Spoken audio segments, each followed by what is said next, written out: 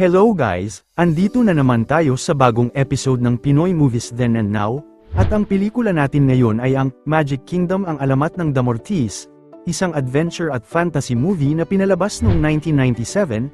Halika't tignan natin ang mga edad, at totoong pangalan ng mga paborito nating artista, sa taon na inilabas ang pelikula, at sa taong kasalukuyan. Guys, bago natin simulan ang video, please like, share and subscribe. Salamat! Jobert, edad noong pinalabas ang pelikula 15, ginampanan ni Guido Montano Zepagang, edad ngayong taon 42.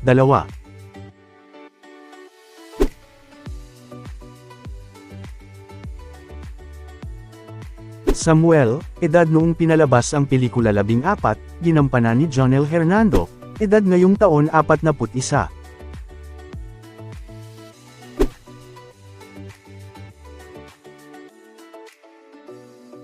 Oman, edad noong pinalabas ang pelikula 13, ginampanan ni Janus Mateo III, edad ngayong taon 40.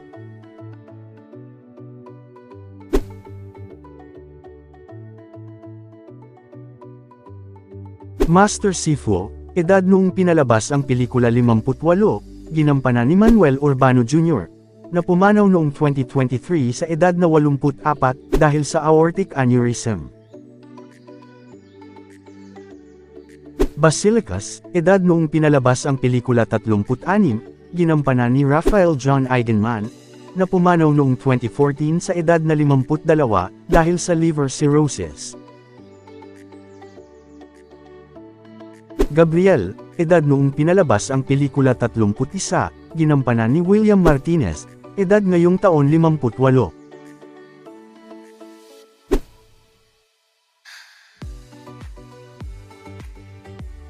Rava, edad noong pinalabas ang pelikula 26, ginampanan ni Ramon Gutierrez, edad ngayong taon 53.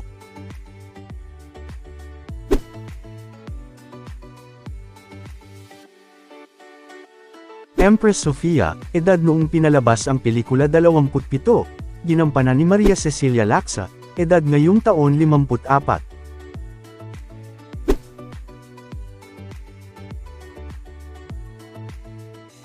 Princess Dahlia, edad noong pinalabas ang pelikula 12, ginampanan ni Anne O'Hollis Curtis, edad ngayong taon 39.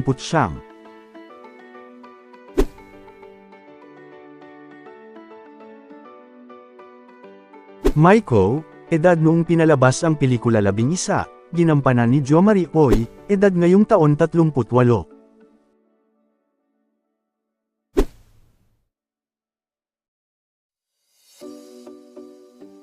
Clarissa, edad noong pinalabas ang pelikula 13, ginampanan ni Alessandra Chevon, edad ngayong taon 40.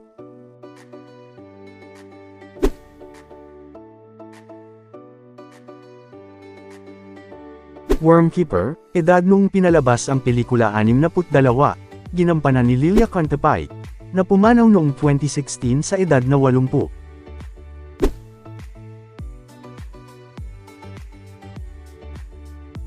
Woodcutter, edad noong pinalabas ang pelikula 31, ginampanan ni Rowena Cordero, edad ngayong taon 58.